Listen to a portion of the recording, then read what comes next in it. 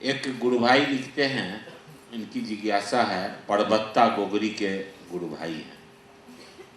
हम देहाती क्षेत्र से संबंध रखते हैं। क्षेत्र के गुरु भाई बहना खेती गृहस्थी माल मवेशी का काम खत्म करके 8 बजे चर्चा स्थल पर पहुंचते हैं।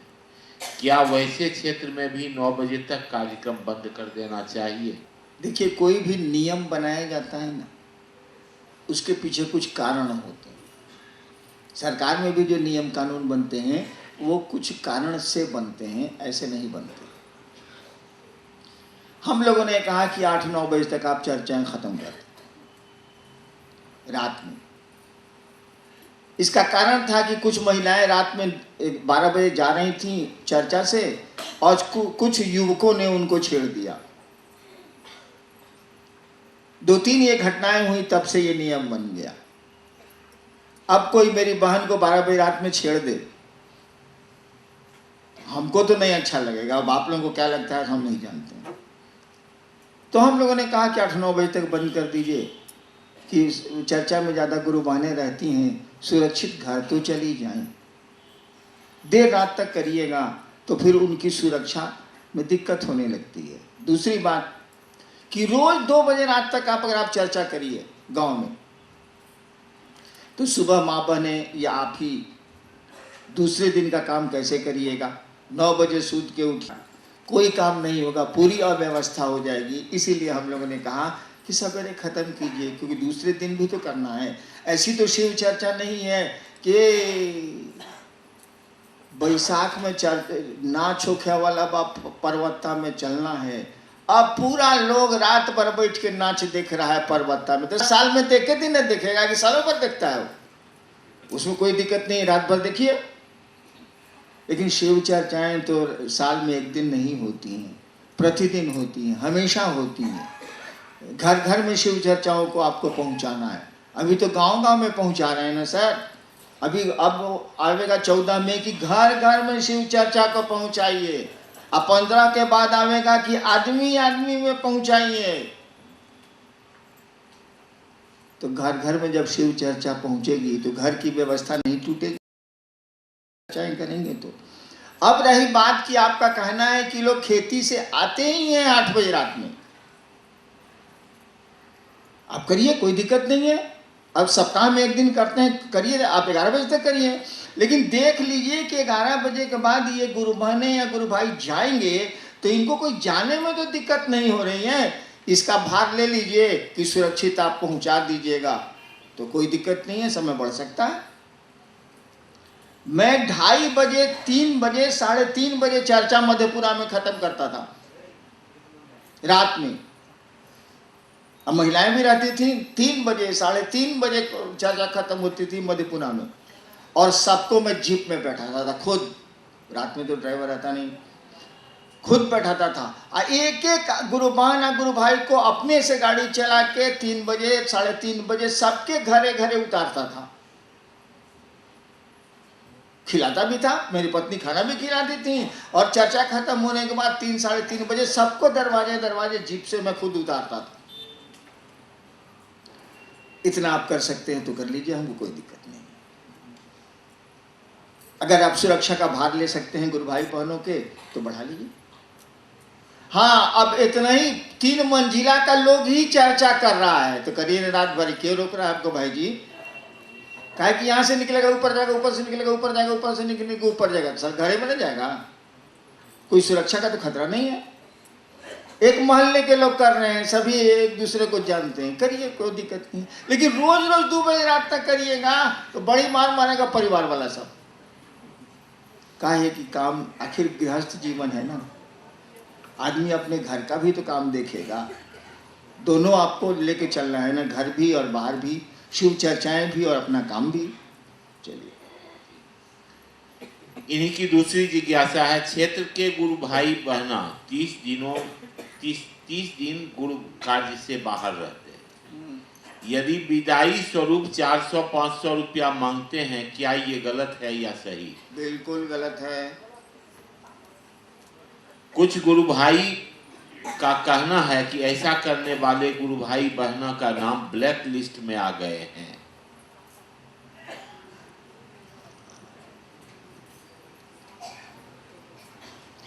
ब्लैक लिस्ट तो संस्था करेगी ना, कि आप देखिए संस्था तो सरकार के कानून से चलती है, वो तो गड़बड़ी देखेगी तो वो तो कर ही देगी, ताकि उसको अपनी जान बचानी है। संस्था को सरकार का नियम है, उसको मानना ही मानना है, संस्था को कुछ नहीं कर सकती है वो। तो ब्लैक लिस्ट करेगी, तो संस्था ब्लैक लिस्ट कर देगी तो आपका क्या बिगड़ेगा से हमको बता दीजिए। अरे संस्था आपको ब्लैक लिस्ट करेगी तो आपका कौन चीज बिगड़ जाएगा? मूर्ख हैं आप। अगर महादेव ब्लैक लिस्ट कर दिया तो अब क्या होगा? संस्था ब्लैक लिस्ट करेगी तो भोजपुरी बोलने की इजाजत नहीं है, इसीलिए कि महिलाएं बैठी हैं, क्या हो जाएगा? लेकिन महादेव अगर ब्लैक लिस्ट कर दिया तब क्या होगा? तब तो कहीं के नहीं रहेंगे हम आप। तो संस्था के ब्लैक लिस्ट से मत डरिए, उससे कुछ होना जाना नहीं है। लेकिन महादेव की ब्लैक लिस्टिंग से डरिएगा कि नहीं डरिए? अरे महादेव से तो डर को भी डर लगता है, हम आप क्या हैं? डर एक ऐसी चीज है जिससे देवता भी डरते हैं, सभी डरते हैं, कोई नहीं बचा है उससे। शिव के बारे में कहा जाता है कि डर को भी आपसे डर लगता है। डर को सभी डर से डरते हैं, कोई नहीं, ब्रह्मा विष्णु कोई नहीं बचे हैं डर से, कोई नहीं बचते हैं डर से। लेकिन शिव के बारे में कहा जाता है भयानाम भयम। हे महादेव, तुम डर के भी डर हो, डर को भी तुमसे डर लगता है। डर को सबको डर से डर लगता है, लेकिन डर को शिव से डर लगता है। तो महादेव के ब्लैक लिस्टिंग से डरिएगा। और महादेव की ब्लैक लिस्टिंग क्या है? आप दिन भर, आप महीनों भर शिव चर्चाएं करते हैं, विदाई में आप पैसे मांगते हैं। क्यों मांगते हैं? खुद दे देगा वो, मांगते क्यों हैं? और जब खुद दे देता है तो हम आपको परमिट करते हैं, ले लीजिए। लेकिन उस पैसे का दुरुपयोग मत करिएगा, नहीं तो महादेव के यहाँ ब्लैक लिस्टिंग होगी। अब आप चर्चा में गए, विदाई में आपको कुछ मिल गया, आप बैठ के उस पैसे से दारू पी रहे, और दारू पी के मंच पर अपना महादेव, हमको तो आता ही नहीं, हम पिए ही नहीं आज तक, महादेव गुरु हैं। अब आप खतरा मोल ले रहे हैं महादेव के यहाँ ब्लैक लिस्टिंग का। और उसकी ब्लैक लिस्टिंग बड़ी खतरनाक होती है। आपको नहीं अनुभव है, मुझको है। संस्था के ब्लैक लिस्टिंग से मत डरिए। ब्लैक लिस्टिंग हो जाए तो क्या हो जाएगा? संस्था तो अपना देह बचाती है, कानून में अपने को बचाती है कि हम नहीं फंस जाए। लेकिन महादेव की ब्लैक लिस्टिंग से आपको बचना चाहिए। आप हमेशा स्वीकार करते हैं, कोई अपना काम नहीं करते हैं, आप ज़रूर पैसे ले लोगों से जो देते हैं, और अपने बीवी बच्चे को खिलाएं, पढ़ाएं, अपने कपड़े पहने, अपना भोजन करें, मैं इसकी अनुमति देता हूं। और जिन जिन चीज़ों की अनुमति मुझसे आप ले लेते हैं, महादेव के यहाँ वो चीज़ें मुक्त हो जाती हैं, आप उस काम को कर सकते हैं। लेकिन उसका दुरुपयोग अगर करिएगा तब तो भाई खतरा।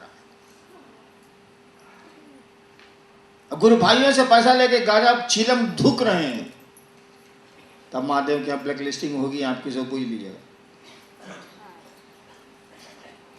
तो कोई पैसा दे दे और आप शिव कार्य के अलावा कोई काम नहीं करते हैं तो ले लें आप, हमको कोई एतराज नहीं है। मांगना बड़ी खराब चीज़ है। महादेव का चेला मांगता है, सब महादेव से मांगने जाता, महादेव का चेला मांगेगा, वो दूसरा कोई उसे मांगेगा? जो आपने लिख के भेजा है, ये लिखा है कि मांग लेती है, विदाई में मांगना नहीं चाहिए। नेक्स्ट,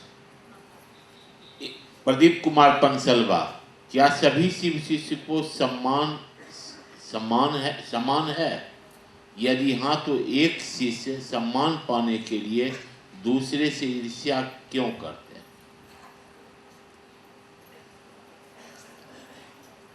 क्या सभी शिव शिष्यों का सम्मान समान है, बराबर है? बिल्कुल है।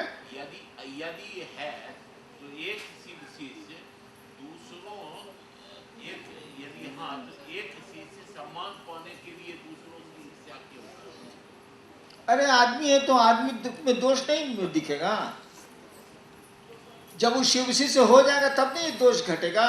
जब तक नहीं हो रहा है तो दोष तो दिखेगा ना। आदमी है ना, ईर्ष्या, घृणा, क्रोध, मोह, लोभ, ये तो आदमी की वृत्तियां हैं। 50 वृत्तियां मन की होती हैं।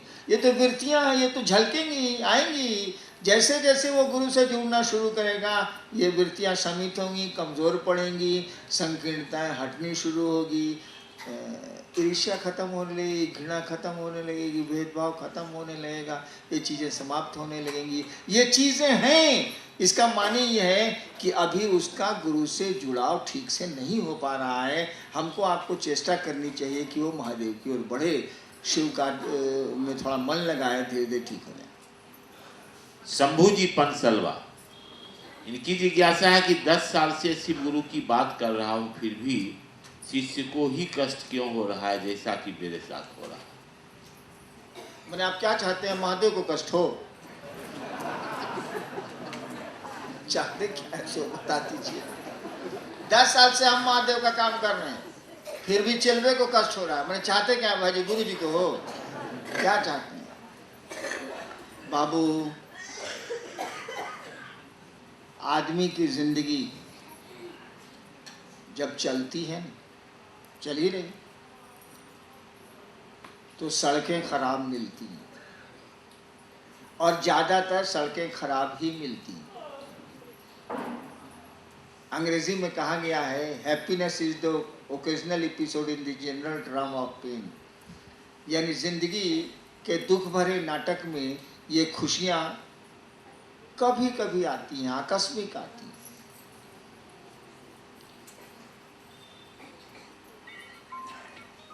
तो दुख तो आपको ही आएगा, हमको ही आएगा। वह महादेव तो इन चीजों से परे की सत्ता है जो हमारा आपका गुरु है। लेकिन इस दुख के बाद भी, कई परेशानियों के बाद भी आप अपनी पत्नी को नहीं छोड़ते हैं भाई साहब।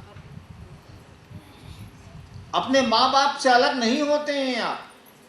अपने बच्चे को अपना ही समझते हैं, लाख पीड़ा में रहें, कष्ट में रहें, परेशानी में रहें, नहीं छोड़ते हैं आप।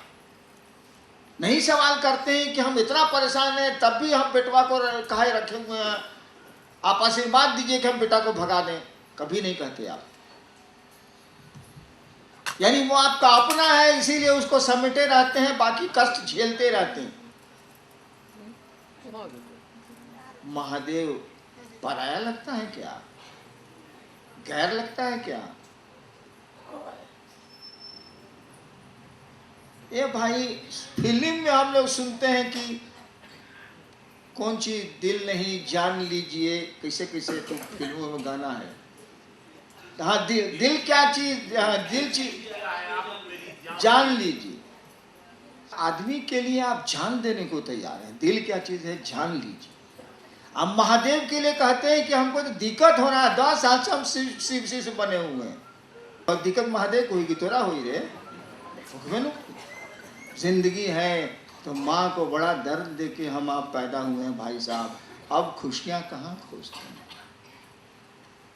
आए थे ना धरती पर, तो मैं जब पैदा हुआ था, लोग कहते हैं मैं रोया नहीं था, तो पूरा गांव का लोग रोने लगा कि जा तो मरल लड़का पैदा भइल। 10 मिनट 5-8 मिनट के बाद मैं रोया तो जग हंसा, लोग खुश हो गए, हाँ बच्चा जिंदा है। यानी आदमी पैदा होता है तो रोता है। ठीक है, विज्ञान जो भी कहता हो मुझको ही मालूम है, लेकिन आदमी पैदा होता है तो रोता है। अब मरने के पहले तो रोने की स्थिति है ही, इसीलिए कि जो काम नहीं करना चाहते हैं आप, वो काम करना पड़ेगा तो रोइएगा। मरना नहीं चाहते हैं हम आप, तो मरना पड़ेगा तो रोएंगे। कहने गए बड़की, कहने गए छोटकी, कहने गए मझलकी, यही होगा। क्योंकि आकर्षण तो जाता नहीं है। अब मरना है तो रोइएगा ही। बड़का के नेवा, छोटका के नेवा, छोटकी के ने बिया, बड़की के ने, अगर 2 गो बिया है तो बड़की छोटकी खोजिए। यानी मरने के पहले तो रोना है ही।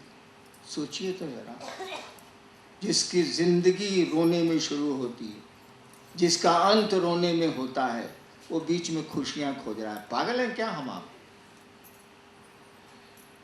जिसका जीवन शुरू हुआ रुदन से, जिसका अंत होगा रुदन से, रुलाई से, बीच में वो खुशियां खोज रहा है। पागल है क्या? कहां खोज रहे हैं आप? अरे शिव से जुड़िए, थोड़ा हंस लीजिएगा।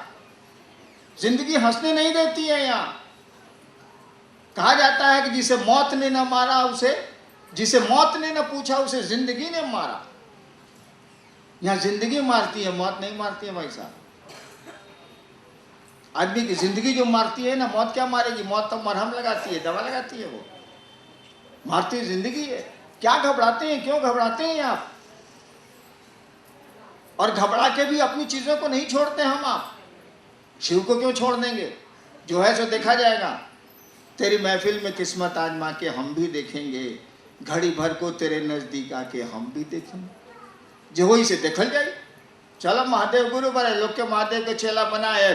अरे खाना मिलता नहीं, उतना मिल जाएगी, कपड़ा पहने के मिलता नहीं। चलो ठीक, जो वही से देखल जाए। तेरी महफिल में किस्मत आजमा के हम भी देखेंगे। गुरु बहन कौशल्या रसो, इनकी जिज्ञासा है, बहुत भाई बहन चर्चा में कहते हैं दया नमन होना है, होना ही चर्चा करने से पहला तीसरा सूत्र हो जाता है। फिर 3 सूत्र कैसे बताएं? दया नमन होना ही चर्चा करने से पहला तीसरा सूत्र हो जाता है। चर्चा नहीं होता। चर्चा में तो ठीक है, चर्चा में हो जाएगी, दया भी हो जाएगा, नमन भी हो जाएगा। दया भी मांग लेंगे आप, मन ही में तो मांगने की स्थिति पैदा ही हो जाएगी, मांगने की जरूरत नहीं है। आप प्रणाम करेंगे ही करेंगे आप। इसीलिए कि इतना आदमी के सामने बोलने के लिए बैठा दिया गया, तो हुकू रुकू करके कीजिएगा तो आप ऑटोमेटिक दया मांगिएगा, ऑटोमेटिक महादेव को प्रणाम करिएगा कि थोड़ा दया कर दिए, ऐसा नहीं तो हुले ले ले हो जाएगा मेरा। वो तो होना ही है। लेकिन चर्चा नहीं करिएगा तब। 3 सूत्र इसीलिए दिए गए हैं कि आप तीनों का रियाज रखें।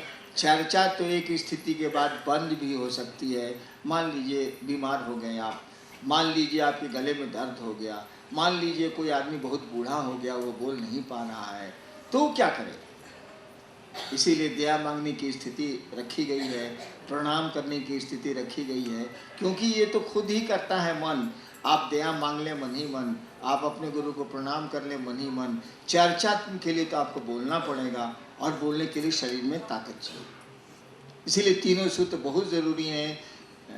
इसको डिटेल समझाने में तो बहुत वक्त लगेगा, लेकिन तीनों सूत्र बहुत ज़रूरी हैं, तीनों को ही बताया जाना चाहिए। वैसे आप प्रणाम भी करेंगे, केवल दया भी मांगेंगे और कुछ भी नहीं करेंगे, तो मैं आपको समझा दूंगा कि आप चर्चा करेंगे ही करेंगे। अगर ये सूत्र हटा भी दिए जाएं, तब भी वो सूत्र आपके पास आ जाएंगे। वो आप खुद ब खुद उस काम को करेंगे। लेकिन उतना समय नहीं है, क्योंकि नियम है कि साइकिल जिस तरह से चलती है, सिखाने के लिए भी उसी तरह से सिखाना होगा, तभी कोई सीख के चलाएगा, नहीं तो नहीं चला सकता। जो आदमी गाड़ी चलाता है, जिस तरह से गाड़ी चलती है, जिस तरह से दूसरे नए आदमी को गाड़ी आप सिखाएंगे, तो वही तरीका सिखाना होगा जिस तरीके से गाड़ी सड़क पर चलती है, आप चलाते हैं। तो शिव शिष्यता के सूत्र भी वही हैं। जो आप उसको अपना लीजिएगा तो शिष्य बना देगा, और नहीं भी अपनाइएगा, अगर शिष्य हो जाएगा तो फिर वो सिस्टम आ जाएगा। जैसे हम लोग को गाड़ी किसी ने नहीं सिखाई बचपन से, लेकिन चलाते हैं।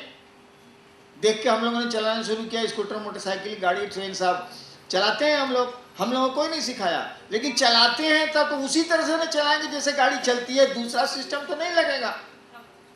शिव शिष्यता का भी यही नियम है, लेकिन उसको डिटेल समझाएंगे तब आप इसको क्लियर हो। नेक्स्ट निकेश कुमार खगड़िया, मैं साहब श्री से निवेदन करूंगा कि हमारे समाज में गुरु कार्य तो हो रहे हैं, परंतु युवा पीढ़ी की संख्या नगण्य है, उन्हें जोड़ने के लिए दिशा निर्देश दें। युवा पीढ़ी की संख्या नगण्य है ना, बूढ़े सब कम है। बहुत पिंगल होता है, समझाएगा, कहेगा जय राम गुण सागर कौन ची बोलने लगेगा, सब चुप हो जाएगा। नौजवान ही अधिक हैं शिव शिष्यता में, बूढ़ा लोग कम है। नौजवानों की संख्या कम नहीं है भाई साहब। वैसे आपको लगती है तो बढ़ा लीजिए, कौन रोकता? आपको लगता है कि नौजवान कम है, कम उम्र के लोग शिव शिष्यता में कम है तो बढ़ाइए, रोकता कौन है?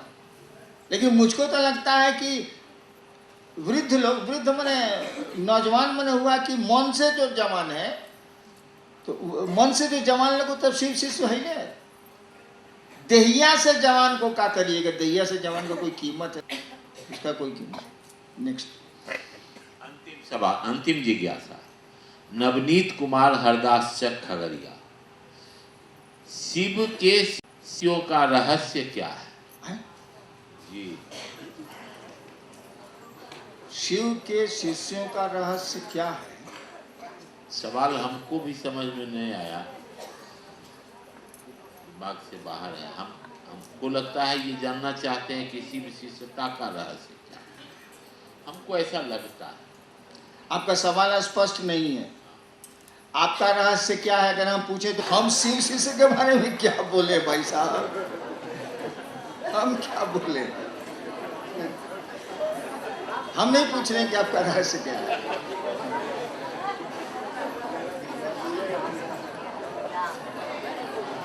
चलो बहुत बढ़िया, खगड़िया में काम बहुत सुंदर हो रहा है। और जहाँ तक मेरे आने का सवाल है, मैं आऊँगा, लेकिन थोड़ा आप लोगों को इंतज़ार करना पड़ेगा। मैं आऊँगा ज़रूर खगड़िया, नहीं क्यों आऊँगा? अरे आप ही के क्षेत्र से काम शुरू हुआ, उसी इलाके से काम शुरू हुआ, आप कर रहे हैं। लेकिन खगड़िया को चाहिए कि बिहार से बाहर भी निकलें, बिहार से बाहर भी जाएं, आप लोग मौका निकाल के जाएं। और जो नहीं जा पाते हैं वो अपने इलाके में शिव चर्चा को जागृत करें, जगाएं उसको, बढ़ाएं उसको। चलिए आप समूह को मेरा प्रणाम।